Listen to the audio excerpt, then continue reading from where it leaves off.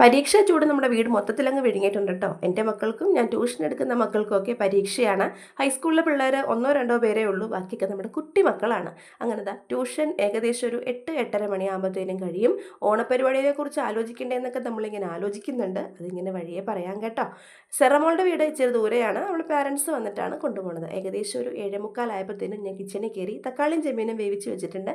അതുപോലെ തന്നെ പീച്ചിങ്ങയും ചെമ്മീനും രണ്ടും ഒന്ന് കറിയാക്കണം. ഒന്ന് ചാറുകറിയും ഒന്ന് മെഴുക്ക് പുരട്ടി.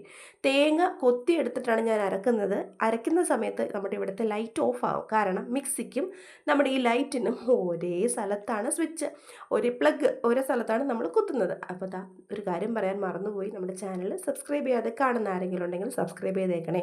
ഇതേപോലത്തെ കുട്ടി കുട്ടി വീഡിയോസും കുക്കിങ്ങൊക്കെ ഇഷ്ടമുള്ളവർ ഇതൊന്ന് സബ്സ്ക്രൈബ് ചെയ്ത് ഒന്ന് കൂടെ നിൽക്കണം കേട്ടോ. അപ്പോൾ ദാ അങ്ങനെ നമ്മളൊരു സാധനം ഓർഡർ ചെയ്തിട്ടുണ്ടായിരുന്നു. മനുവേട്ടനൊരു ട്രിപ്പ് പോകുന്നുണ്ട്, അപ്പോൾ ഒരു ബാഗ് വന്നിട്ടുണ്ടായിരുന്നു, അത് മേടിച്ച് വെച്ചു. പിന്നെ കറിയിലേക്ക് നമ്മൾ താളിച്ചിട്ടു.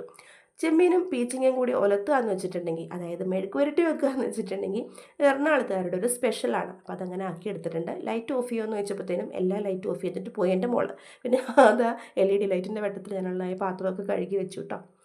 പ്രാർത്ഥന കഴിഞ്ഞ് വന്നപ്പോഴാണ് വിന്താലിച്ചട്ടി അങ്ങനെ ഒരു മൂലയ്ക്ക് ഇരിക്കണത് ഞാൻ കണ്ടത്. നമ്മുടെ തണുത്ത ചോറ് ഇരിക്കുന്നുണ്ടായിരുന്നു. ഉച്ചയ്ക്ക് എടുക്കണമെന്ന് വിചാരിച്ചാണ്, മറന്നുപോയി.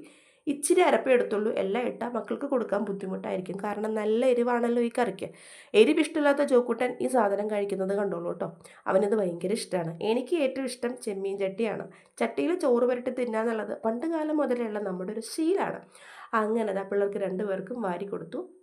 എരിവാണെന്ന് പരാതി പറയുന്ന അവന് ബിന്ദാലു ഭയങ്കര ഇഷ്ടമാണ് കേട്ടോ.